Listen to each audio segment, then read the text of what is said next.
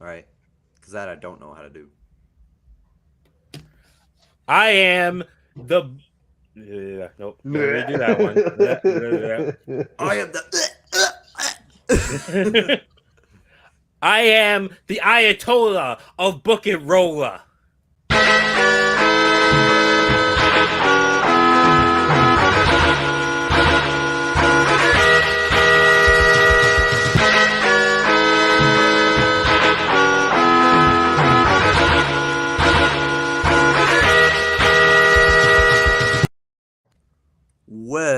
Welcome to Booking. I'm not your commissioner, Hi-Fi Mike. I am your guest commissioner, Little X Fudge, and today we got your general managers, D Money, Hello. I forgot to do the the big individual screen, thing. Yeah. Fuck it at this point. Bad Guy Kenny, Howdy. and for once we have Late Night Keith with the E, the best version. I pointed the Pump, wrong direction. pump, pump, pump, pump, pump it up. He's just fulfilling the rest of his contractual appearances that he has to make. He has that Brock Lesnar contract where he has to have a Yeah. certain number of dates. He's just trying to fill those in on the back end. Now Yeah, this is just for Mike. squeezing them in while I Mike, can. when you listen to this fucking show, you're gonna realize that this is enough oomph for you. You hear me, motherfucker? You hear me, motherfucker? I'll go to these headphones you're listening through at work right now, and I'll beat your fucking ass. Anyways, That's a fight I would watch is Mike versus John. Like That would be wild. it's the opposite of big meaty men slapping meat. It's Then meaty men slapping bones. Ugh. Little men taking L's. them clotheslines would fucking hurt. Jack that's Skellington all, versus Bo. Dim Bones. Count Chocula versus Jack Skellington. But today we are continuing with night 2 of TCW's Barely Legal, and everybody said, despite the good ratings, that last week wasn't quite toxic enough. So, will we get more toxic this week? Or will we stay at the same level of safety, but good content? Damone, take us away into the toxic verse. Well, we'll see. So our first match. Last week we had the Chris Masters, Liv Morgan. This kind of leads into the first match on this card. So Chris Masters has his rematch against Eugene for the pure title. Eugene retains after Masters is distracted by Liv. Later in the night, Eugene and Regal are in the locker room when Y2J walks in. Good job out there, but don't forget our deal. That was Y2J. I can't do his voice. Regal Good says, job out there! Don't forget the deal! You sound like Crazy Taxi. Regal says young Eugene is a man of his word, and you'll get your title shot as promised. Jericho says good and sticks his hand out, and they shake hands, but Jericho pulls Eugene in, and they get like nose to nose. Jericho smirks and then lets go and walks away. I thought you were gonna say he kisses him a little bit. No. And then he slips the tongue and they make out for the next 5 hours. That 5 hours will make it out of Yeah, a long time. they don't penetrate. They just make out. Maybe do a little dry humping. It's announced at the top of the show for the next week. It's announced at the top of the show that Eugene and Jericho are putting a tag team match against New Jack and Nick Gage in the main event. That night during the show, it cuts to the back, and William Regal has been laid out and is rushed to the hospital. Jericho goes to Eugene's locker and tells Eugene that he thinks that those hoodlums attacked Regal to throw them off their game, and that tonight they're going to get their revenge in their match. Gage and New Jack are interviewed and say that they didn't have anything to do with the attack, but that doesn't matter because tonight they're going to beat the brakes off Jericho and Eugene. Then maybe one of them goes and challenges for the Pure Championship instead. In the main event, it's a back and forth tag match with Eugene and Jericho eventually winning after Eugene makes New Jack tap out to the Regal stretch. After the match, the OGs, which is the name for Gage and New Jack, try and attack from behind, but Eugene and Jericho fight them off. Eugene turns around and Jericho hits a code breaker on Eugene out of nowhere. Jericho grabs the mic and says, Eugene, you stupid idiot. It was me who took out Regal. The Pure Championship is coming home with Y2J, and the Pure division will never be the same again. And then he does like the Jericho like arms out thing. Jericho. So the following week, Jericho comes out and says, the only reason that Eugene is the Pure champion right now is because of yours truly, Chris Jericho. I trained him to beat Masters, and without me, he doesn't win. I know it. He knows it. And all you sycophants and ignoramuses know it too. I've gotten text after text. Why did you attack that old piece of crap William Regal last week? It's simple. I need to make sure that he doesn't get involved in my match with Eugene. And it was a bonus that I got to send a message to young Eugene that Chris Jericho isn't your friend and isn't anywhere close to being done in this ring. Plus, I hate that pretentious ass clown. I am the best of all time, and I will prove it again at Barely Legal. Eugene's music hits, and out comes Eugene, and Jericho tells him to come on, but Jericho slides out of the ring at the last second and into the crowd and does the old not tonight, and as it cuts to commercial. So on the Go Home show, Jericho and Eugene do a pick your poison match, or do pick your poison matches. So they get to pick their opponent for each other. Jericho chooses for Eugene to face Brock Lesnar, and Eugene picks Matt Morgan for Jericho. Morgan's better. Jericho's match is first, and he's actually struggling with Morgan, and he looks like he might lose. Morgan goes for the elevator, but Jericho rakes his eyes and hits a code breaker for the win.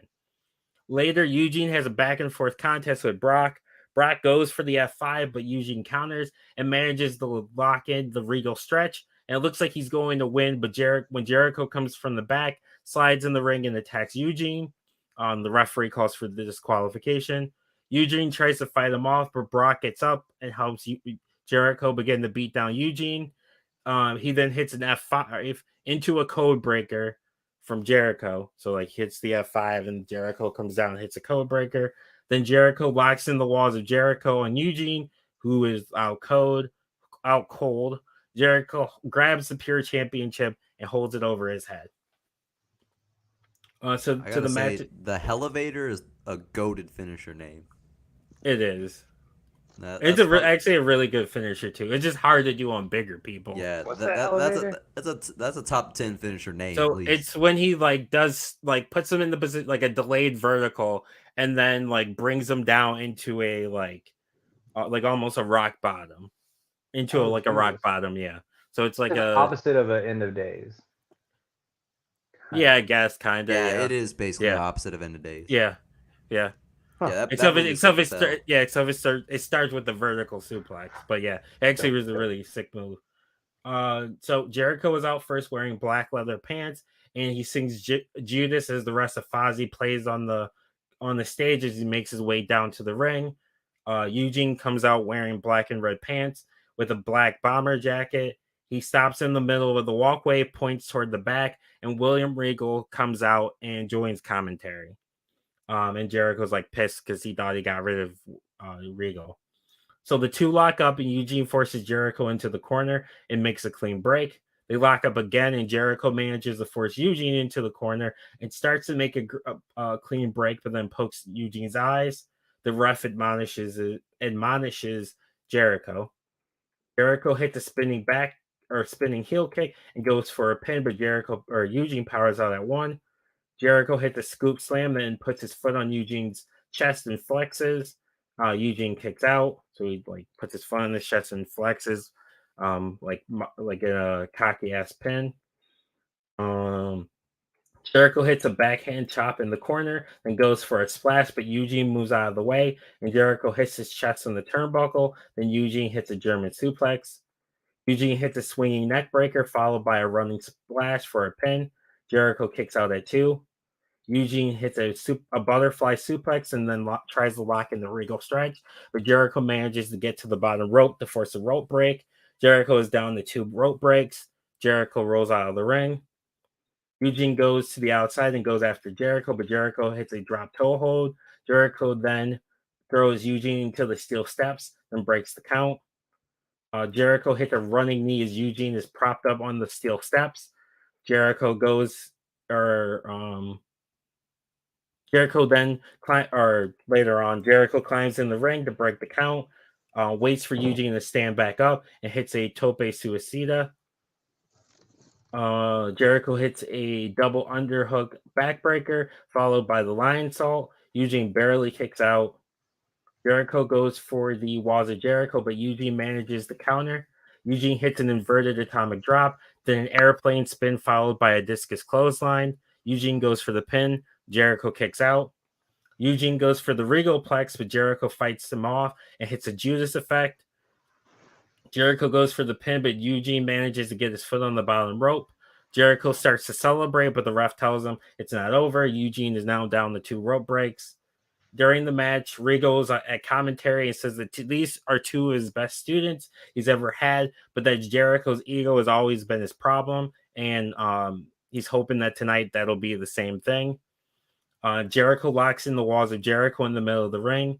Eugene starts to crawl to the ropes, but Jericho pulls him back to the middle. Eugene manages to turn it onto his back and kick Jericho off, but Jericho goes into the ref, knocking him down. Eugene ducks a clothesline, hits a DDT, then locks in the Regal stretch, and Jericho taps, but the ref is still down. Eugene lets go of the hold and goes to get the referee. When he goes back to the ref, or goes back to Jericho, Jericho throws a fireball into the face of Eugene, then hits a code breaker. The ref crawls over and counts the pin. 1, 2, 3, as Don West yells, "Not this way, not this way." The winner and new Not TCW. this way! Not this way! The winner and new TCW Pure Champion, Chris Jericho. Regal goes to the ring and checks on Eugene as Jericho celebrates on the ramp. That's nice and toxic. I like it. I do really like the idea of doing a pick your poison match in the build. That's a cool idea. I like that Jericho won, actually, though I couldn't tell. I think you're kind of blending like 2000s Jericho with AEW Jericho. Yeah. And I'm kind of deciding how I feel about that. But it's supposed to be like an amalgamation of all the Jerichos. Yeah. An amalgamation? Amalgamation? I don't have Umaga. Umaga was on the last week's show. So, I like that Jericho won. I like that he cheated. I like that we get a nice heel win to start off night 2, excuse me. Night 2, dork. Shut the fuck up. Or else you'll be getting the same fate as Mike. Learn to host. You're gonna break John. I'm gonna give this a 4. It wasn't perfect. Like Okay. there were some parts that were kind of dry, kind of Okay. typical mid-cardy, but like I really liked it. I had fun enjoying it, and I thought the right thing happened. You gonna toss it up to one of us, host? Yeah, I was gonna say I think it was a little better than mids. I wanted 3.5. Okay, It was I'll take it was cool for what it was. Yeah. Yeah, I think it's pretty good. I mean, like John said, there was some dry parts. I do like, Regal getting taken out and coming back. You'd get that good pop for him. I was kind of hoping that you would have, because so your whole thing with Eugene is that he learns how to compete against his opponent based on his opponent's like previous bad opponent or people that they performed badly against. And I really thought you were gonna have him lean into like some like either Triple H or just some other like a Dean Malenko or things like that, kind of trying to go against him and use some of their move sets. I thought that's what you were gonna do with there, but I went but I more do with like Regal on this one. Like he was leaning more in towards Regal because Regal taught Jericho. yeah. Yeah, it was good. It was good. I think it was a good 3.5. It was a good start. 3.5, $3, Okay. 350. Okay, I'll take it. Okay, so the next match. So 2 weeks after the pay per view, Team Pump has a match against Dragonoff and Daphne. Team Ooh. Pump wins when Grace hits the Grace driver on Daphne. After the match, Joy gets in the ring and Team Pump is interviewed by Joy and declare that next week they will be using their rematch clause. Excuse me. Pump it To up. try and recapture the intergender tag titles that they lost to Decay. Keith looked like my name is Earl right now. Damn. Jordan Gray says that at Bound for Glory they made some mental errors and that they let Decay get in their head, but that won't happen this time. After she says this, the lights flicker and we hear Rosemary's laugh echoed through the arena. Decay appears on the Toxictron. Rosemary says, "We told you your time as intergender champions would decay at our hands, and as predicted, the prophecy has come true. It is time for the freaks and monsters of this world to rule, and there's nothing you can do about it." Abyss says, "You can have your match next week, but the results will be the same. You will decay." Then the screen fades to black. I love Damone's spooky voice. Decay versus so the next week it's Decay versus Team Pump, not Punk. Punk's not on my Punk. show. Hashtag Pump. punk's a punk. Decay versus Team Pump is a back and forth about 20-minute contest. PD hits a suicide dive on Abyss on the outside as Rosemary and Grace are fighting inside the ring. Grace is getting the upper hand and almost hits the Grace driver when Rosemary worms her way out of it and again uses the poison mist on Grace, blinding her. But this time the ref sees it and disqualifies Decay. Rosemary continues to attack Grace, who is down. PD goes to stop her and teases hitting the Canadian Destroyer, but Abyss smacks him in the back with a chair and clotheslines him onto the chair. Rosemary has Abyss grab a table and she hits the red wedding, which is the F5, through the table on Grace. Decay stands over Team Pump's fallen bodies. The following week, it's announced on TCW.com that due to the ending of the match last week, it will be Team Pump versus Decay at Barely Legal and Full Metal Mayhem. PD and Grace are interviewed by Joy. PD says, "We're happy to get another chance to get our titles back, but we know that Full Metal Mayhem favors Decay. But Team Pump is about pushing ourselves to our absolute limit, and this Saturday will be no different." So to the match, Little Pump makes his return and he wraps Team Pump down to the ring with Grace and PD wearing matching gold and white gear. Keith, don't act like this is how I know you don't really listen. Because you act surprised when I said Little Pump. He's been part of Team Pump the whole time. I know he was, and I forgot. It's I put him out of my mind, just like the rest of the world right now. True. This is his triumphant return, not to real music, but to wrestling. Pump you up. The King comes out next with fog filling the arena, and they make their way to the ring wearing black and red. The titles hang above the ring. So the spots, the bell rings, and the two teams immediately begin the brawl. Team Pump manages to get the advantage and clothesline Abyss and Rosemary out of the ring at the same time and hit stereo suicide dives to the outside. Grace tries to cross body on Abyss, but gets caught and Abyss hits a fallaway slam. Rosemary bites the top of PD's head and hits a snap suplex. Abyss hits a running power slam onto the steel steps on PD. Grace smashes Abyss with the steel chair repeatedly, then hits a running knee with the chair. Team Pump sets up a table in the ring, and Grace lifts Rosemary into a suplex position as PD hits a crossbody through, putting her through the table. PD sets up the ladder and begins to climb, but Abyss gets in the ring and grabs him and hits a shock treatment off the ladder. Rosemary hits a skyward suplex, which is the Olympic slam, onto an unfolded chair on Grace. Abyss tries to hit a double choke slam, but Team Pump hits a double suplex onto a ladder instead. Rosemary and Grace are on top of the ladder fighting when PD Irish whips Abyss into the ladder, knocking it down and sending both women off the ladder. Abyss hits a black hole slam onto Grace on the outside.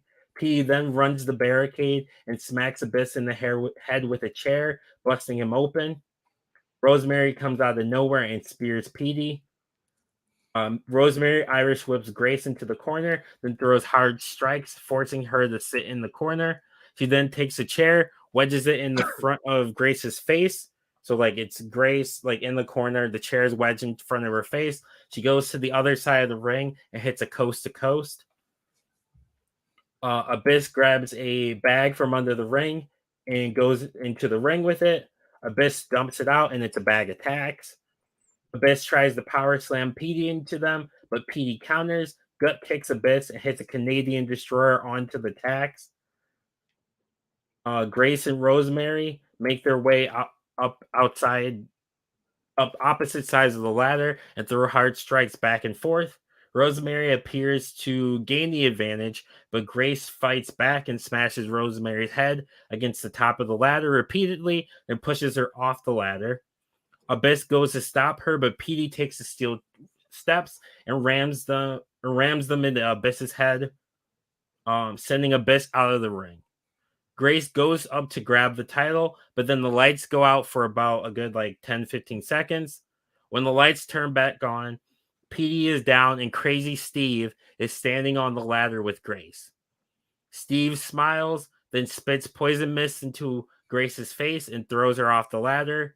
He climbs down and helps Rosemary to her feet, and she climbs the ladder and grabs the title as Decay remains the TCW Intergender Champions, and Decay celebrate with the titles.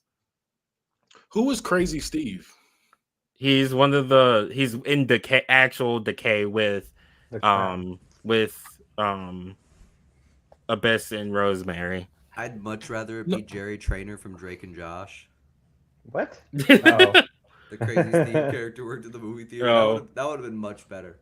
I'm sorry. When I look up Crazy Steve, that's who I get. Is that one? I don't get the Because he's better. That's why you should Dude, have gone with it. it's Crazy with two Z's.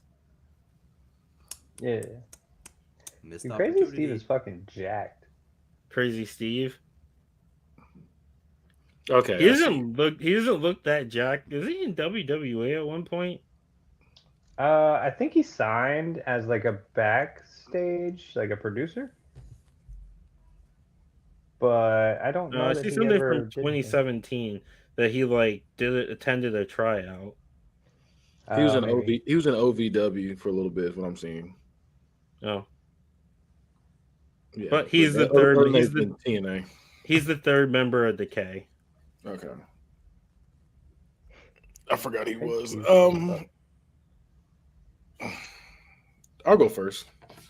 Okay. I didn't see anything wrong with this. I think the match was actually really, really good. The Canadian Destroyer on the tax was a little. I don't know how I feel about that. I don't know. I don't know if that's possible. You uneasy? No, I don't know. I don't know. I don't know if somebody's gonna sign up for that. I don't know. That's just me. But It's Abyss. Abyss is set himself on fire. I know, Bro, but that's different from getting attacked to the head. I don't know. That's a weird. I'm sure Abyss has gotten taxed to the face. I'm 100% sure he's gotten those little fucking spikes and forks and shit to the head too. Yeah, Abyss is crazy. Well, even if I'm not gonna take away from your score, I was just that was just a spot to me. I don't know, it's a weird spot. I gave you a 4.25. Okay, I'll take it. So I didn't like the story, from the previous show and this one. Yeah. I have not been feeling this Team Pump Decay situation. Okay. I've thought that aside from Tessa, it's been the worst part of your show.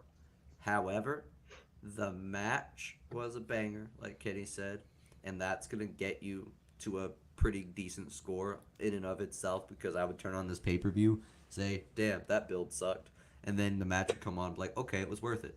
Um, so because I get this at the end, so I'm gonna give this a 3.5, Okay. and like 3.25 of that is the match. Like, Okay, I'll take it. That's pretty much how I am too.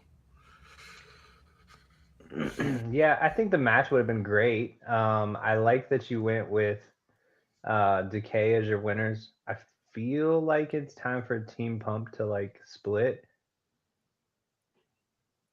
They but probably would after, like in it's season been 2. They'd time for probably them to be split for a while. after 2 years. season 2. Yeah, in season 2, they would probably break up. I do feel like the build was a little underwhelming. I feel like this has been your story for a while now, and it was a little underwhelming. This would have been the story for about 2 pay-per-views, about 2 months. Okay, maybe not as long as I thought, but No, because they were feuding with the Island first, and then I forgot the Flares, and there was someone else in there. Or no, there was a show where they weren't on it. What was the actual match type for this? I can't remember. Full Metal Mayhem. Okay. I feel like it would have been fun to watch and interesting. The Crazy Steve, did you say he appeared on the ladder like he was just up there? Yeah, he appeared on the ladder when the lights came back on. Okay, I like that. I like that a lot. I like how you said it was like 10 or 15 seconds, giving just enough time for a human person to get up the ladder. But I liked it. I'm gonna go with a solid 4.5. I think it could have been a little more, but I think all in all, everything was really good. Okay, I'll take it. You'll take it. I'll take it and I'll like it. This show is going by fast. I'm not gonna lie. Without Travis and Kenny or Mike here to muddle the waters. Yeah. Do I We're need very- to, do we're I very need to bust out straightforward. the hater just to make this No, interesting? you're good. Yo, you don't have to bust out the hater. You just We can just offset keep him. enjoying the show. Just keep Dust- enjoying the dust them show. off here. No, just keep enjoying the show. So, and I will tell you, so night 1 is shorter. It's only 4 matches or night 2. Sorry, night 2 is only 4 matches. I originally had 5, but the one match, I'm just gonna be honest, I couldn't fucking think of a decent story for, so I just fucking said I'm not doing that. I cut it. I'd rather not do that match at all than give you a shitty story. I'm not mad at it.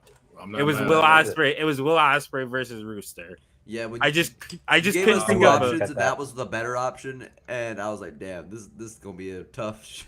yeah. I just couldn't think of, because I was gonna keep going with the like Rooster feels like he's getting screwed by TDJ, and Ospreay was like not the hitman, but he did TDJ's dirty work for him last week. But I couldn't make it make sense to why they would be doing the show match on my show instead of just doing it on a DPW show.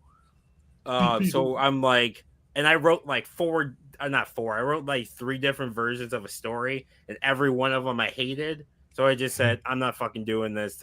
I don't like. I think I could have ran a great match, but the build would have been really, really bad. I'm gonna make a list of matches we wanted to see, and that is nowhere on it. I figured. The other option I mentioned was to do a battle royal for Well, a you number said 1 Royal Rumble, contendership. and I was like, we've had 2 Royal Rumbles. One was terrible, and one was mid.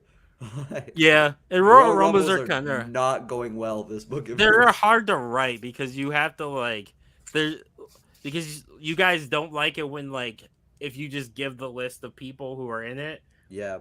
You get bad scores for doing that, but it's also hard to really time consuming and hard to write every elimination, and to keep your guys' focus through every single elimination is hard. Yeah, that's the so thing. Spots that aren't eliminations. Right. Because I wrote a spot for every elimination and entrant. Basically, each entrant was a spot, and whatever elimination happened at what given point happened. You know what I mean? Yeah, And it's just really hard to do. 30 spots. We're to the final 4, right from there.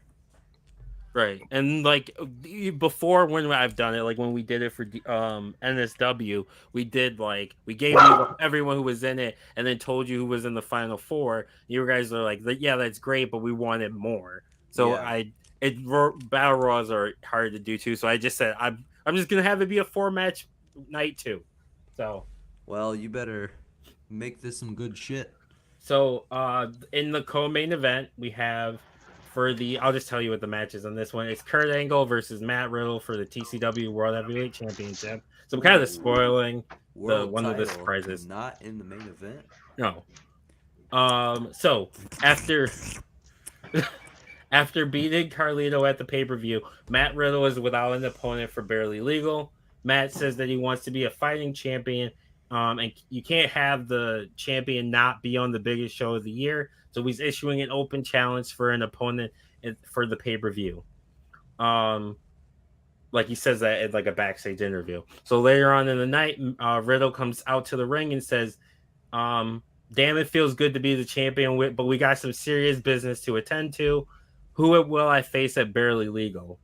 Suddenly we hear Kurt Angle's TNA theme song. So you hear the like, vroom, I kid. Try it again. Yeah, like that whole thing. Yeah.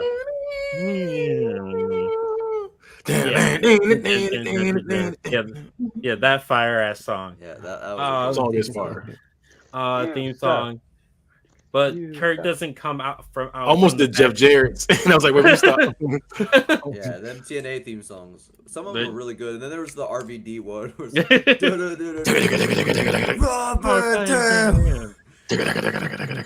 The whole fucking show. God. But This is a curse theme song, but people actually like. Sorry to interrupt, but you know we got time. Yeah. People actually went wild for that shit, and it was such an awful song. But the whole crowd was fucking eating it up.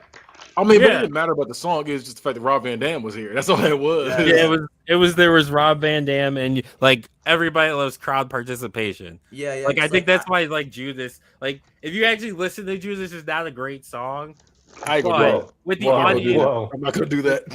with I will say with audience once you start participating with it, like as he's in the audience, it gets you. You get hooked in. I've seen like 4 more Fozzy shows than I want to because of the Jericho Cruise. Wait a minute. You What? you went to the Jericho Cruise? Oh, did I mention that? I didn't know that. Did you know Britt Baker's a dentist? Yeah, she was on the Jericho No. Cruise. Do you know I don't give 2 fucks about any of this bit? Yes, I No. knew you. Yes, I knew you hate this bit. Like you go to YouTube I and you listen do. to RVD theme song from TNA and you're like, this is the worst shit I ever heard. But then you watch a video of him coming out in TNA and you're like, damn, that shit was fire. yeah, it changes the crowd being involved, changes the whole thing. Because with they're it. like fucking in on that shit. But yeah, Kurt Angle comes back, TNA theme song, but he doesn't come out from the backstage. He comes from the crowd, slides in, and hits Riddle with an angle slam from behind.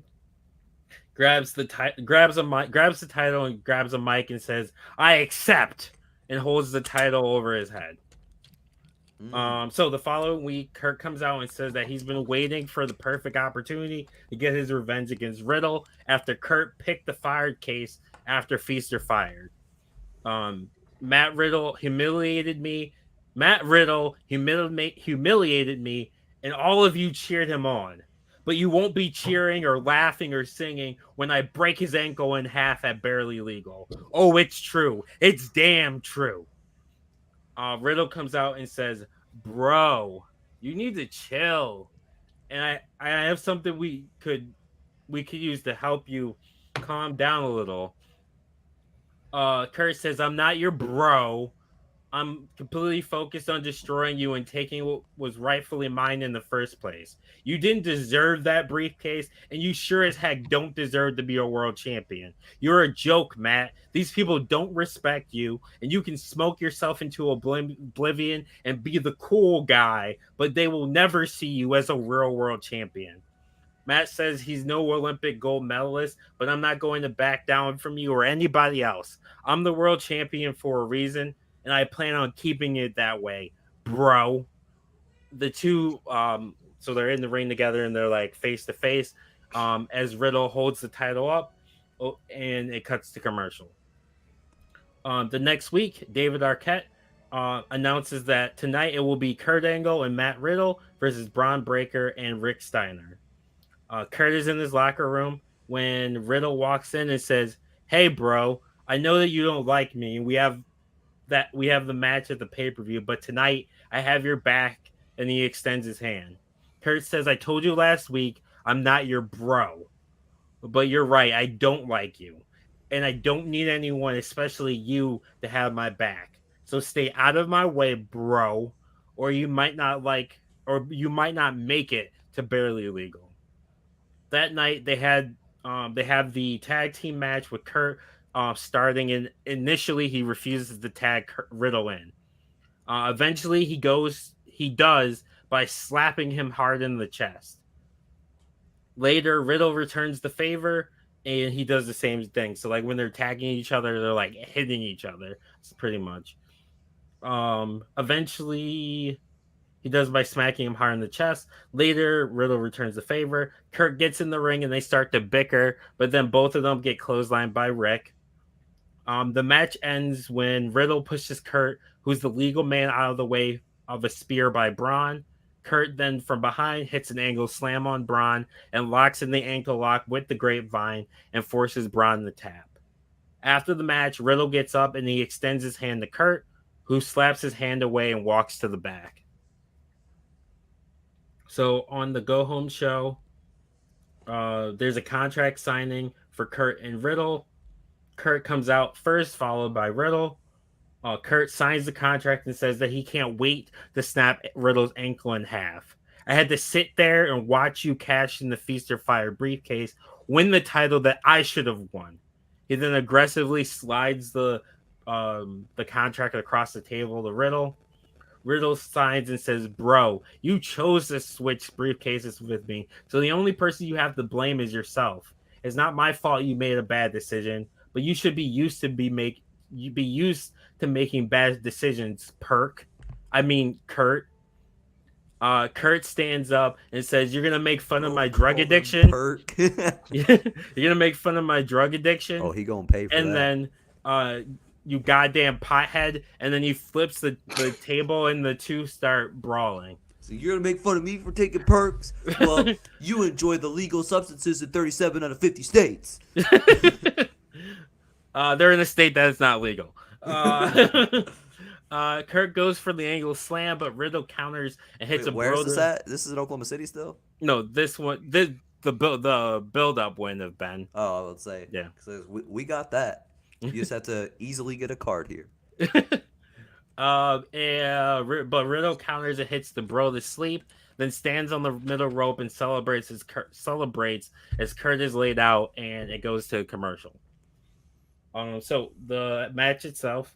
So Kurt comes out wearing the red track jacket with the red, white, and blue singlet with the wrestling machine mouth guard. Riddle comes out wearing the yellow and black gear, so like the one piece like suit thing he'd be wearing. So to the spots, the match starts with both men locking up. Matt tries to take Kurt to the ground with a double leg, but Kurt sprawls to prevent it. As Kurt makes his way back to his feet, he's mockingly smacks Riddle side to side on the head. Matt gets up noticeably annoyed, and the two then chain wrestle back and forth for about a minute, like just hold after hold, like back and forth, like wrestling, like mat wrestling. When Matt gets Kurt's back, it almost locks in a rear naked choke, but Kurt manages to get out of it, and he slides out of the ring to like take a minute and like says timeout. Kurt Irish whips Matt, then tries to hit a belly to belly, but Matt lands on his feet. He then hits an enziguri on Kurt and goes for an RKO, but Kurt pushes him away and hits a running senton on Riddle. Kurt begins to work on Riddle's ankle. He stomps on it, then drags Matt into the corner, goes outside the ring and locks in a ring post sharpshooter, only breaking right before the count of 5 as the ref yells at him, but Kurt ignores the ref and he just keeps attacking Riddle's leg. Kurt gets Riddle in the corner and hits a series of European uppercuts, then throws him to the ground. He then goes up to the top rope and he hits a moonsault, but he only gets a 2 count. Kurt tries to lock in the ankle lock, but Riddle manages to stay on his back. So like Matt, he has his like ankle over Matt, it's on his back. He can't get him turned over, and he eventually kicks Kurt away. He then gets up and hits the bicycle kick, then a series of elbow strikes. He then locks in a flying armbar, but Kurt manages to like drag himself and get his feet on the bottom rope to break the hold. Riddle Irish whips Kurt and then goes for a clothesline, but Kurt ducks under and hits a German suplex, keeps the fingers grasped, and hits the 3 German suplexes. He then stalks Riddle for the angle slam, but Riddle counters and hits an RKO out of nowhere. But it takes him too long for the pin, and Kurt manages to kick out of 2. Riddle gets up, but he now has a noticeable limp. Riddle Irish whips Kurt and hits a German suplex of his own, then a fisherman buster for a long 2 count. Riddle goes for the flying bro, but Kurt moves out of the way and Riddle crashes into the mat. Kurt then goes and locks in the ankle lock, screaming in pain. Matt barely makes it to the bottom rope, then rolls out of the ring. Kurt runs to the other side of the ring as Kurt hits a suicide dive on the outside. Don West like loses his shit and says he can't believe what he just saw as they replay like Kurt doing the suicide dive like 3 or 4 times. Kurt gets Riddle back in the ring and hits an angle slam and he pins Riddle. 1, 2. Riddle kicks out. Kurt then pulls the straps down. You know, classic Kurt, pull the straps down, and he locks in the ankle lock, and he drops down into a grapevine with Riddle in the middle of the ring. Riddle is struggling, and he almost taps, but he manages to like barely drag himself to the bottom rope to break the hold. Kurt gets up and drags Riddle to the middle of the ring again and goes to lock up the ankle again, but Riddle surprises him and manages to roll him up for the 1, 2, 3. The winner and still TCW champion is Matt Riddle. Like Kurt's shocked and can't believe it that he just got beat. The ref goes to grab the belt, but Kurt takes it from him, looks at it, and hands it over to Riddle, who's sitting in the corner, like grabbing at his ankle because he can barely stand. And he like barely survive. Kurt extends his hand to help Riddle get up, raises his hand and hands him the title and raises his hand, and like they like spin around with it like and they're celebrating. Riddle then hugs Kurt, who then out of nowhere angle slams Riddle and then locks in the ankle lock with the grapevine and refuses to let go as Riddle is screaming out in pain and eventually passes out. The refs come out and they have to drag and force Kurt off, who finally lets go and tells Riddle this isn't over and drops the title next to Riddle and raises his arm as he walks to the back as medical personnel come and check on Riddle. Okay. You lost me for a while. Not gonna lie. Like when Kurt came out, that was great. Having Kurt attack him from behind was a little weird, but I was with it. But then when you had him tag, I don't know. Something about that. Something about having opponents tag together just feels like the dumbest shit in the world to me. Because like, if you're a heel and they're like, oh, you have to tag with them, and there's no like, oh, you have to win, or you know, any repercussions. Like, I'm bouncing. Fuck you. I'm out. Like, go for yourself. So you lost me there. I considered doing that. I think I would have much rather had Kurt have somewhat of a squash match or like a you know, just a build-up match Like to a prove how tune-up much of a match. threat he is. Yeah, I think that would have been better for me there. And then during the match was great. The match was really great. At the end, when you said he hands him the title and hands him the title and holds his hand up, I was like, I'm about to give you a 1. Because I was about to be pissed. Like, I thought Kurt was the heel and doing all this. And then you won me back by the attack. Not letting go. If you'd have said he snaps his ankle, that would have been even better. Like, that would have been a 5 off of that. Just snaps his ankle, I would have bumped you back up to a 5. I did. There were highs and there were lows. Okay. But I'm gonna go with a. I'm gonna go with a 4-2-0. Okay. I see what you did there. Yeah. I kind of agree with that sequence of events. I think that Kurt Angle actually should have won. Hot take. I feel like man got fired, and if he's gonna come back, I don't think he should have won clean, but I think he should have won. Like he should have cheated, because then you have a feud extender, because that would make them, have to compete again. I mean, but you already have you have that while you also make your champion. Like you made Riddle, because Riddle has only been champion for what? 2 months. Yeah, So, because like- he beat Carlito. Then this would have been like the end of his 2 months. I was trying to like not hot potato the championship here, Right. and I was trying to, and it would be an extension because Kurt just attacked him, and Kurt's gonna say like I deserve a rematch, and it would go on from there. Yeah. I think I he don't did it. I think he did the right thing here. Like I said, I would have I would rather had him, if you were going to eventually have him drop it, have him get injured by Kurt, and either be like wishy-washy, like whether or not he can defend it or not within the time frame. Yeah, I feel like But- having Kurt come back from being fired, and then lose is a little damaging. I mean, he's Kurt Angle; he can afford anything, so that's not gonna hurt too bad. Yeah, But, and that's why I had him like do the attack after, like just snap and like beat the shit out of Riddle. Yeah, but he should have already been snapped. He was forced to get fired. Like he didn't need to lose again to snap. He was already should have been mad. Like Well, he was. yeah, that was just double bad. Yeah. So I'm gonna give this. I'm gonna give this a 4. Okay. The match would have been fire. It wasn't bad by any means. That was just my critique of it. I feel like the outcome should have been a little different, but I'm Okay. not too mad. Okay. A little different. You said that was like totally different than what it was. A lot of different. Well, I said what I said. I'm not gonna lie. You have to live with that. I'm the hater Mike. in this one. Mm. Yeah, I'm the hater in this one. I didn't like the build. I didn't like the build on this. I'm not gonna lie to you.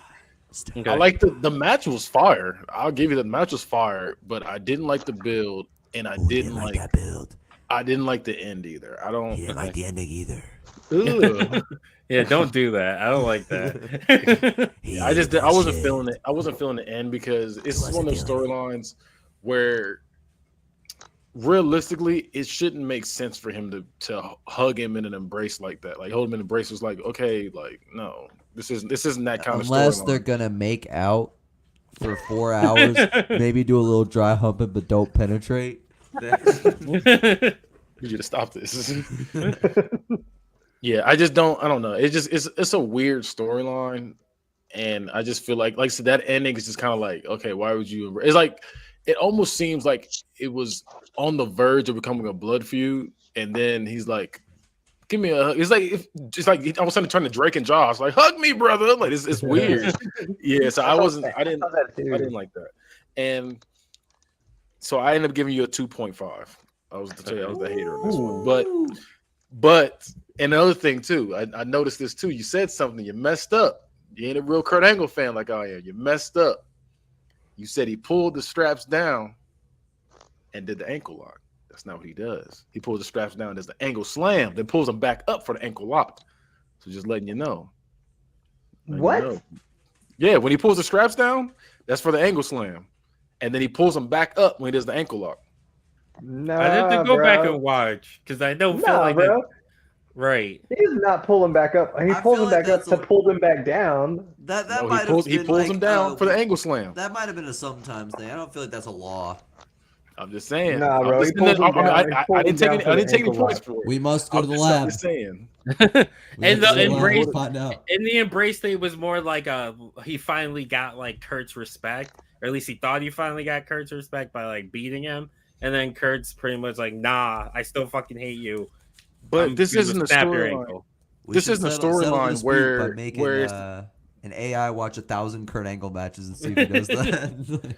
No, this isn't one of those storylines though that I feel like could end to where it made sense to be like, oh, we're going to hug and we're going to embrace. This isn't that kind of storyline, in my opinion. I feel like if anything, you could maybe have Kurt Angle be a tweener. Excuse me, and then Maybe do a that. handshake. Maybe the hug was much. I think maybe a handshake. Yeah. I was much. Yeah, it just felt like it felt like this didn't warrant that handshake hug moment. So it wouldn't, as a fan, I would be like, "The fuck are they hugging for?" Like that's how I'd be. I'm like, that makes no sense on they hugging. But if it's if it's like the kind of thing where it starts off as like a mutual respect and like, hey, I'm trying to get your respect, and then he turns him, it's like, damn, that's some shit. Maybe if you had this storyline to where he looked up to him.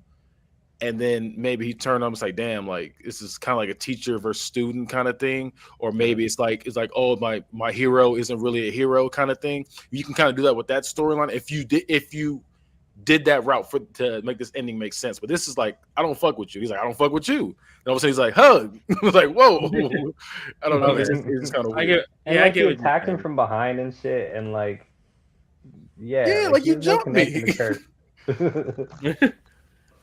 Okay, so to the main event. So everybody's favorite storyline. He's ending on this and the world title. Man, I forgot to deduct points for that world title not being the main event. It's still world championship. The women's title is still world title. I'm not going to go back and deduct the points retroactively, but I should have deducted some points. Now I'm deducting points from you because you're sexist. Well, here's the thing. If this pisses me off, that's just gonna make me hate this even more. So I'm not mad at it. Where the hater comes out, I'm mad at women. I don't support these women. You don't support Bianca? Oh, at least one of them. Wow. He said these. That sounds crazy out loud. It does sound crazy when you say it out loud. So Bianca comes out with Sasha and Awesome Kong and celebrates being the sisterhood at Bound for Glory. I just wanted to come out here and thank you two for your help in the 6 women's tag match and for helping to even the odds. Sasha says that she's happy to help and that she knows that at Barely Legal, Bianca will bring home the title. But when that happens, I want to be the first in line for a shot at the title. Kong says, if anybody's going to be first in line after Barely Legal, it's me. Bianca and Kong get into each other's face with Bianca trying to like separate them like, hey, no reason to fight. When Tessa comes out, Tessa says, look at you 3. The first chance they get, they are already at each other's throats. But you're arguing for nothing because Bianca can't beat me. She's had chance after chance, and she's failed time after time. And at Barely Legal, it will be no different. And neither of you two animals are coming anywhere near my title anytime soon. That's wild. That's wild. Bianca says that Tessa must have forgotten that part of the stipulation of her winning at Bound for Glory is that at Barely Legal, it will be just me and you, one-on-one with no outside interference allowed. So at Barely Legal, you won't have anyone to save you this time for the ass whooping you deserve. And then like it cuts to they have not a face off, but where like they angrily look at each other as it cuts to commercial. The following week, Reckoning starts with Bianca coming into the arena when Tessa attacks him from behind and throws her into a car head first. Tessa hits a hammerlock DDT onto the hood of the car, laying Bianca out. She then takes a pair of scissors and cuts Bianca's ponytail, and labs, the security, and medics come to check on Bianca. Bianca is carried out on a stretcher. In the main event of that night, it's Tessa versus Daphne. Tessa wins the match when she hits Magnum and begins to celebrate when Bianca's music hits, and she comes out from the back and runs into the ring after Tessa. Tessa gets the upper hand initially, but Bianca eventually overwhelms her. Bianca is raining down punches on Tessa when security comes out and separates the two. Tessa is a bloody mess and runs after Bianca and dives at her as security tries to hold them back. They eventually manage to force them apart, and they drag Tessa to the back. So it's announced the following week that at Barely Legal, the match between Bianca and Tessa will be no DQ, no count out. but the Sisterhood, along with Kong and Sasha, are banned from ringside. David says that this rivalry has gone on long enough and we need a definitive winner. He also institutes a no-touch rule. If Bianca touches Tessa, she will lose her title until the pay-per-view. She will lose her title shot, but if Tessa touches Bianca, she will be stripped of the title and will be given immediately to Bianca as she's the number one contender. And that next week, they will have a sit-down interview with both women. So in the go-home show, Bianca and Tessa are interviewed by Matt Striker. They're sitting across from each other. Striker brings up that when TCW started, that Tessa addressed the accusations of racism and claims she isn't, but has said and done some things that are said to kind of solidify the idea that she's at the very least racially insensitive, at the worst a racist. Tessa says, "It's not that I hate all black people. I hate people like you, Bianca. You're a walking stereotype. You're rude, loud, and obnoxious. And the worst thing is that you want everything handed to you. What, because your ancestors were slaves? That's not my problem or my fault. There's no affirmative action in this business, and you have to earn everything." Bianca says, "You earned everything? You're kidding me, right? You're the definition of nepotism. You only got into this business because your dad. I had to work my ass off to get where I am. You just had to come out the right birth canal. And I'm just being me. I'm not a stereotype. There's little black girls who tell me whenever they see me that they see themselves in me, and I always have and always will be my authentic self." Striker asks Bianca if she can beat Tessa. They've been in several matches against each other, and every time Tessa has come out on top. Bianca says, "I truly believe I'm better than her. The only reason I'm not champ right now is because of Sunny and Fabulous Moolah." Tessa says, "More excuses. That's all you have. This match is going to end the same way every other match you've had has ended, with me standing tall. I never needed the Sisterhood to beat you, and I'll prove that at Barely Legal." Striker then asks about Tessa cutting her hair, and Bianca says that was the height of disrespect. "A black woman's hair is sacred to us, and to cut it was another sign of the racial blind spots that Tessa has." Tessa says, "Why is it a blind spot? She's looking for it." Tessa says, "Why is it always about race with you people?" Both women stand up from their seats. Tessa says, "What do you mean, you people?" Tessa says, "You heard me." Bianca says, why have you been fired from everywhere you've ever worked? You're a bully and a bigot. Bianca and Tessa get like nose to nose, like face to face, like where they're ready to fight, but they don't because of the no touch rule. And then it cuts to commercial. Nose to nose, like, no. Like like right before. She boops her on the nose. Just kidding. That did not happen. That was a joke. That was a joke. So wait. If they do go nose to nose, what would happen? They both lose. Like they both lose. If they there's no match. Yeah, somebody like coughs and they headbutt each other. Yeah. Tony Storm's champion. Bianca is out first wearing purple and gold attire. Tessa comes out wearing black and silver gear. The bell rings. I thought she was gonna wear a different color. I thought she was dressed as a ghost. Yeah. The bell rings and the two immediately begin to throw hard punches back and forth. Bianca gets the advantage and clotheslines Tessa out of the ring. Bianca hits a delayed suplex on the outside on Tessa. Bianca tries to Irish whip Tessa, but Tessa reverses it and sends Bianca into the steel post. Tessa gets back in the ring when Bianca gets back in, hits a double arm suplex. Tessa locks in an Indian deathlock, but Bianca manages to turn to her stomach and reverse the pressure. Tessa is forced to let go. Bianca tries the gorilla press slam Tessa, but the damage to the leg causes her knee to buckle momentarily, allowing Tessa to get out of it and hit a jumping cutter.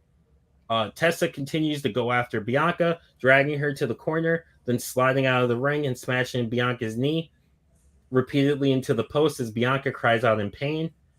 Tessa grabs a chair and smashes it against the knee and the post. Tessa locks in the Tequila Sunrise, but Bianca refuses to tap. Tessa Irish whips Bianca into the corner and hits a draping flatliner. Tessa goes for a running knee strike, but Bianca avoids it and hits a belly-to-belly suplex. Bianca sees the chair Tessa used earlier and begins to wail on Tessa with the chair.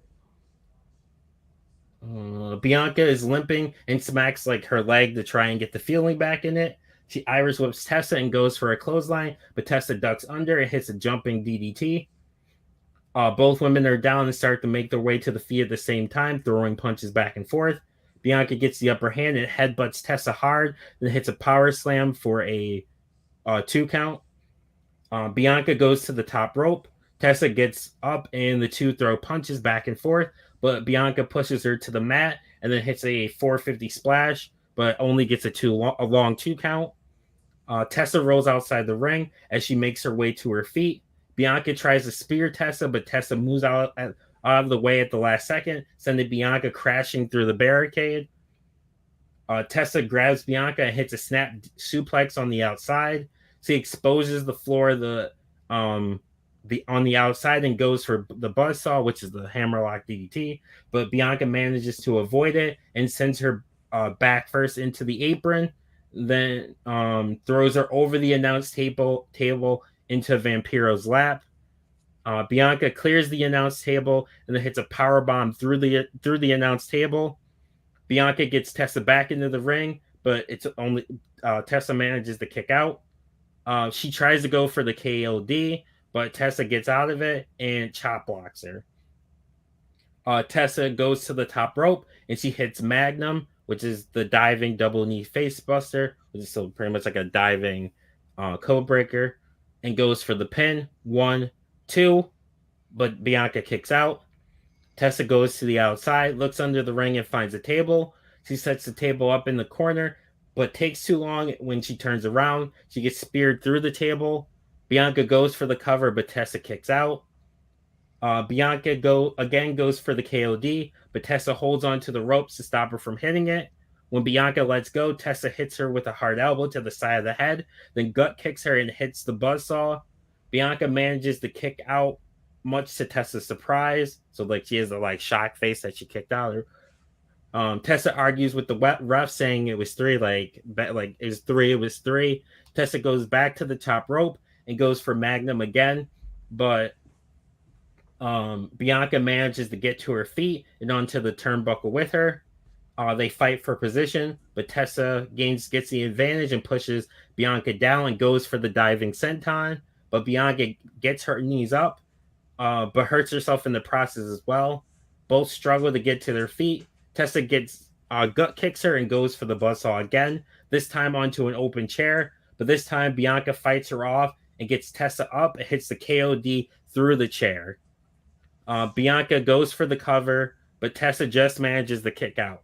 The fans chant, "One more time, one more time, one more time," as Bianca makes her way to her feet, grabs Tessa by the hair and drags her to the corner and puts her on the top rope with her body facing away from her. So her body's facing towards the crowd, Tessa's.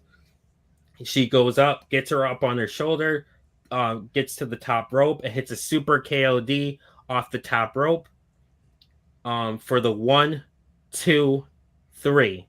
The winner and the new TCW Women's Champion is Bianca Belair.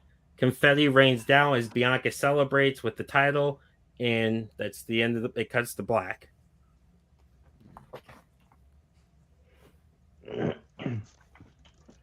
So, I like it. This is the come up and sweep away. I really wish you'd have had fucking Tessa come to try to shake her hand at this and just be like again. I respect you. Fuck you.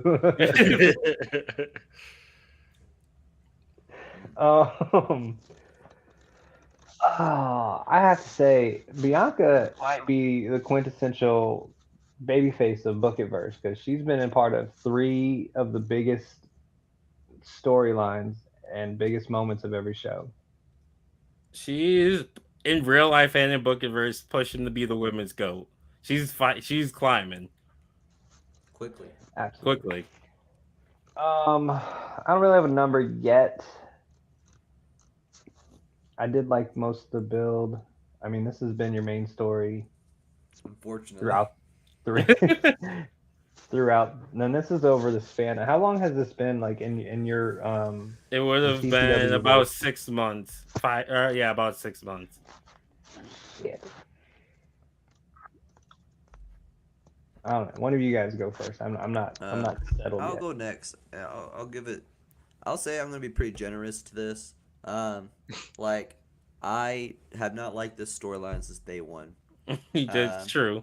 Tessa's promo was about what we expected. It was, we got the laugh. Haha, she did the racism again. She didn't go as far as we thought she would. We thought we were getting the old desperation word. So I'm glad you didn't go there. I couldn't find a place to make it make sense. Oh, I know a place. I It was feel right like we when would have Kenny already pulled had up to the have end been on his done. phone. I know exactly where you could have put it. when they were brawling. No, you could have done it to end the show. You could have literally when they were Like, all the when confetti Jeff was Hardy, flying- after he lost to the other dude, was like, "Hey, Taker, you ain't broke me." Exactly. You could have been like, Give I Tessa really that lost my microphone. I lost my title to her of all people. And then it's cut out. You would have got an automatic fall from me if you were standing like that. I didn't think of that. I wanted to have let Bianca have her moment.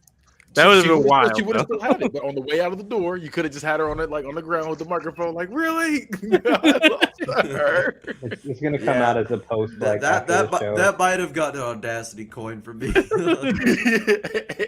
Like, that would have been so much audacity that I would have had to give it some coins.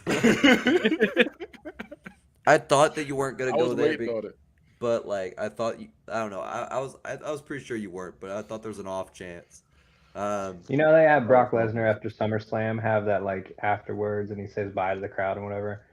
It would have been that. It would have been like coming out on people's phones. No. This had to have been live on TV. She had to end the show like this to make the show as toxic as possible. One final N word to end it. And then the company gets taken off the air, and that gives it an ending. Yep. He kind of edged us all season, Damone. He did. Kinda edged us here. He did. So I'm gonna give this a generous 3. I don't feel like this is worth like tanking your score and ruining your show over. Like, it's not that bad, but I'm not like loving it either. I didn't want this story to happen. Like, this all could have been avoided. And it really didn't- could have been, but yeah. Yeah, we could have avoided this. We didn't have to go here. Tessa Yeah, didn't I have was to get already- drafted. I was already on this path, so Well, I'm gonna give you the best possible score I could give it, and that's 3. Kenny or Keith. I'm going with I'm going with a 3.25. I think the storyline, I mean, it ended the way, it's supposed to end. But He it went was with like, the safe ending. We didn't unlock the he special really ending. did. Yeah, I was about to say, like, I feel like we If didn't we had do put enough in side 50 missions. more hours, we would have maybe got in the special ending. Yeah, that's what I'm saying. Like, we didn't do the side missions to get the 100% ending. Yeah, so I think it was like I said, I'll go with 3.25. I really think with this storyline, you had to end it toxic as possible. It was a toxic storyline that gets kind of like a ending. It's just like we needed that exclamation point to this. But that's what we needed. It may not, even if we didn't get the end where we needed something. And then we needed 6 something. letters before that exclamation point. I was waiting on it. Yeah, you did edges, but yeah, like I said, it was a okay ending. It just needed that. It needed that oomph. It needed that. I was trying to give the happy ending on this one. You I could still didn't could have want- had I happy didn't- ending. I didn't want racism Yeah. to win. I think you could have I mean, she's- definitely worked in. Oh, something racism where had already she's like- lost. Racism got pinned. Yeah, she got pinned. She lost the belt, so that should have been how it ended. Like she went the terrible route. I think you really could have done something a little more clever with it. Like, obviously, you don't have to have her say it. I think not having her say it, but getting closer. Like, she like, you stupid, and she gets hit, and then or Bianca like starts to build back. Then I think I told that you would she have should been. just ended with the half inward, and then the camera cuts If out. I was gonna do it, I was gonna have it be like the camera cuts out. It would have Yeah, been a that's- camera cuts out moment. She wasn't gonna actually get to say it. It would have been like, oh shit, censor, censor. I guess my thought process was like she hits Magnum, which is a fucking stupid finisher when you think about it. She hits Magnum on her. Bianca kicks out, and like Tessa's distraught and is like freaking out, like slapping her. She's like, "You dumb, you're just some dumb." And then and like she doesn't say it, but Bianca like smacks the fuck out of her before she can, or something like that. Okay, You know? that would have been a good spot. Yeah. I think that would have worked. I didn't think you needed to actually go full on with it. But I did feel like this needed a little something more, a little more spice. You gave me steak, but it didn't have no seasoning on it. Yeah, he gave us mashed potatoes, but it wasn't loaded. Yeah, you gave me mashed potatoes, but they weren't loaded. It's like it was cool. Well, I need the bacon and cheese. That Right, bacon and cheese is that N word. I'm gonna go with a tree fitty. I do appreciate the confetti at the end because I know that was specifically for me. Yes, it is. Yeah, I just. But I there's feel also like- a confetti moment, like her Oh, finally yeah. winning the title. and again, I think this is her third like legit confetti moment. You should have had her burn a cross. Calm You should've down, had her Mike. come out with a cross, and then maybe go to burn it. No, niggas wait, up. what the fuck? Like I went fucking. I don't know what you people want because I went super far one time. And you guys were like, "That's too far. That's too far." 0.5. I don't go now. I'm not going far enough. You're telling me to burn crosses. She had it. You had. We needed something. We needed something crazy at the end. This whole storyline was crazy. I don't know how to then please it you ends- people. See, you keep saying Hey, you people, calm See, down. and that's how I What do you needed mean, more of people? that. I needed more of you people. I to feel like it did need a little something. It needed a little something extra, Okay. a little more oomph. You did all of you give me your grades? Yeah. Okay, so my other idea was to have it where she does say it like during the build, like during that brawl. They have that brawl, and she says, "I'm going to kill you, you fucking nig." And then like the following week, it's like they have to do like a press conference or like an apology, and pretty much they tell her if the only reason she's not fired is because Bianca said she doesn't want to win the title that way, and she wants to beat the break. She wants to kick her teeth in. So that's the only reason she isn't fired. But if she loses the title, she's also going to lose her job. She wants to beat the Or bitch ass. actually, what you could have did too, though, for real, like if you didn't go that route, you could have maybe had it said then during the no touch thing, and maybe get Bianca pissed off to where she hits her, Ooh. and then maybe the GM has to step in and be like, Ooh. "Hey, look, that was wrong. What you did to get her to hit you. The deal is off." You know what I'm saying? At that point, you know, Yeah. they say that the crowd's into it. You know, what I'm saying it can be that kind of thing. Yeah, like at first it's like she's celebrating because she doesn't have to defend it against her now. And then that would have been a good idea too. See, this like that. storyline, this That'd have been storyline have good. a lot of things, John. This storyline. Had a lot People- of things. people not were good things, invested. but they were things. People were invested, John. No one's. I don't even remember I who your wasn't. women's champion is. That's Damn. crazy. I didn't ask. Damn. But I mean, my world Maybe if title you had match your main N-word- evented. Maybe if you had your My- championship N-word, John, you would have been somewhere. I was somewhere Above him in the rankings the entire time. Canceled. Not the entire time. I had you week 1. I might have you now.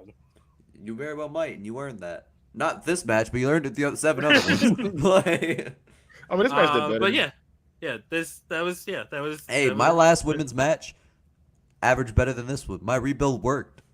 This is so that was barely legal. That was it. Well, that wasn't barely legal, but it was a good show. I think that was legal by all accounts. No law was close to being broken. Yeah, I think that was pretty legal. now, It's pretty legal. now CBW barely legal. Yeah, I was about to say. That one is still banned in about 17 countries. We're working on that still. This was Damone upstanding citizen. This wasn't very legal at all. All right. This was commonly accepted vernacular. Well, originally I had originally the opening before I did the split of the two nights, I had the kind of giving the audience a peek into my thought process. I originally had the cage match. Well, originally it was going to be a triple cage match, but I couldn't think of a good way to do the triple cage as a match. It's just too clunky to do it. You should have had somebody get power driver through the damn triple cage. I was gonna have like Edge like throw Finn off the top of the cage. Honestly, what would have been awesome is like if you have Edge land on the first cage and Finn hits a coup de grace from the third cage. Money. Oh yeah, that would have been crazy. I'd have called you out because I definitely did that in KEW. Did I you? don't remember that, but I did. Damn, that that's a would go to that spot. would have been that would have How been. are a great these people spot. not dead? I'm trying to figure Yeah, out. Y'all Because we are Yeah. playing with verbal action figures, Kenneth. Pretty much. Y'all will literally kill your kill your Yes. talent. I did. I literally did. Because I there's killed no Nick Woolley. consequences, Kenneth. I For the killed first Nick Pokeverse, Woolley. you gave Travis And so they'll much be shit like, for oh, having that's him real. That's the multiple thing. guys with no, it's matches the fantasy same booking. show. There's no consequences. That's wild. But yeah, that was it. That's barely legal. I was hoping that because I remember you had joked about the alternative ending of like Oh, exploding the building. I'll tell you I what wish the you had done alternate. that. I'll tell you what the alternate ending was gonna be. And I ended up bailing on it because I actually was having a good show. If this show if this went haywire and like I fucking was bombing, what I was gonna do was have at the end, so the show ends. I was assuming Mike would be here. Mike go through all the go through everything, go through like the what's it called, the plugs and everything, and be like, wait, hold on, I'm getting a feed, I'm getting news now that there's an incident happening in the TCW, like the TCW event, and then the crowd's leaving, the lights like flicker, and Finn comes on the Titan, the Toxictron, and he has Edge tied up. And he's pretty much just cuts a promo saying, like, you people mocked me. You people, like, I told Edge this wasn't over. And pretty much he was going to bomb the building. He was going to put a bomb. He was going to have a bomb in the building with, like, a timer for, like, a minute. And then I was going to have the bomb. Originally I told John the bomb was going to go off, but I wasn't going to tell you what happened after. I was going to end it there. But then I decided I wasn't even going to tell you if the bomb went off. I was just going to say the clock clicks to 0 or it goes 1 from 1 second to 0, and then the feed cuts out. Automatic 5. That would have been a 5 right off the bat. The one thing about that is when you got that thing going off and everybody's running out, you're breaking so many fire code violations. Just to have a wild ending to the show. So even if it's like kayfabe, it's like, damn, that's wild. I think you should have done that anyway. That would have been so unique and fun. That was a missed opportunity. That's an auto 5 for me. He was gonna kill the people that sat through that show. And honestly, he was gonna kill them.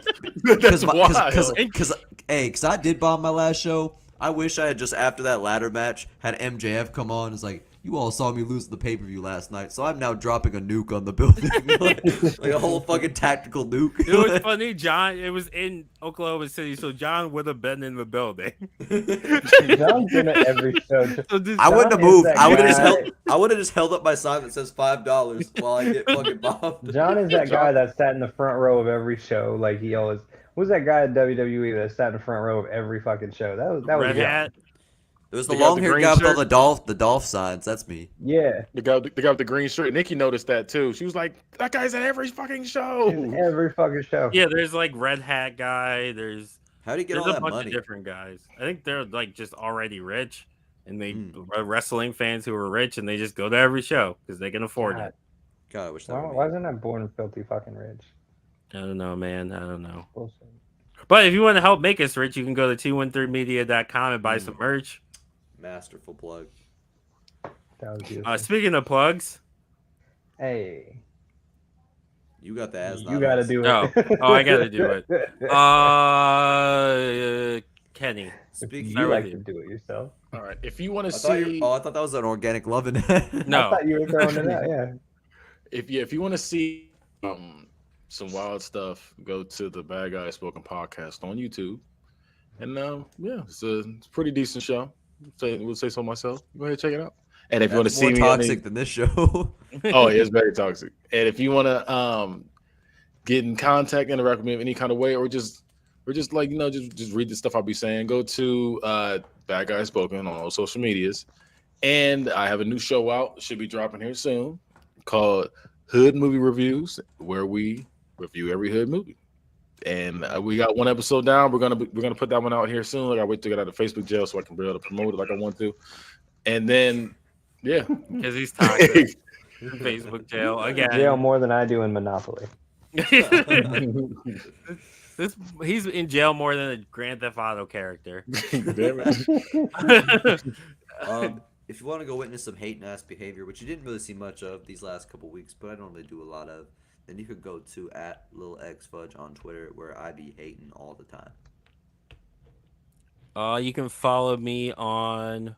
Why is it showing me, motherfucker? I was trying to find the button. The way my setup was, I couldn't I couldn't see where I was clicking. You see the way my setup is set up. The way my setup is set up. I be tweeting the TikTok, and you can follow me on both at DubMoney213. That's DAMONEY T, the number 1, the number 3.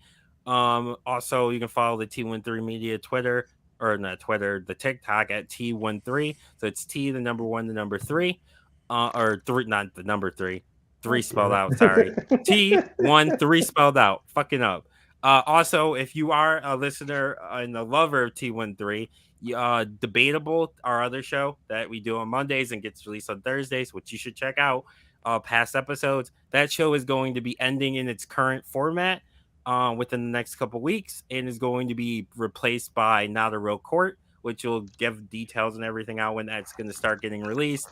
But we kind of want to just put that out there on like the shows that Debatable's ending. Fuck ESPN.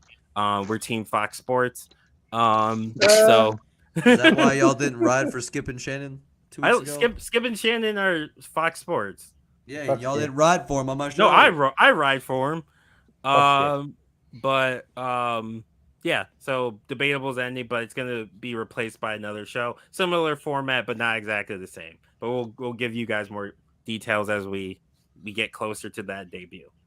And Keith, tell them where else they can find you and all the other shit we do. I was just sitting here waiting for my turn. Like, you can follow me at Late Night on Twitter, where I mostly talk about the things we do here. Or you can talk to me on Book It, T1THREE, like the sound the bed makes, which is also our Organic Lovin' promo. T1THREE, like the sound the bed makes. Go to Organic Lovin', order something from there, use our promo code and get 15% off of our order. I think so. Which one? Organic Lovin'? Organic Lovin'. Yeah, it's Yeah. 15. Raises 10. Goddamn, you knew. Quick. I mean, because I got to do this fucking shit every week on my show. Yeah, because he's not doing it electronically, so he has to verbally do it every week. Yeah, every time. Head on over to T13media.com, where you can find all of our shows, everything from Debatable to past episodes like Trigger Warning. While you're there, stop on over at our store where you can get yourself a Book It t-shirt, what is it, John? You have a Certified L t-shirt. I do. All the Bad Guys Spoken merch there, which we have so many different things you can put. Like, literally, you can get all your Christmas shopping done at T13media.com/store. Like, share, There's some subscribe. late night Keith shit too. Yeah, get some late night. I want to see babies with late night Keith stuff on. Let's Past see their that. bedtime. We need late night Keith socks. You know. Them 'Cause, you motherfuckers know. stink already. They come smell like feet. They come with BO. They come It's stiff. authentic. Stiff, Keith. Why are they stiff? Organiclovin.com. They come with the babies already inside. Ugh. Yuck. Get me on the big screen for that one. That was great. Okay, John, wrap us up. Well, Host. that's been Book It. See ya. Bye. Bye.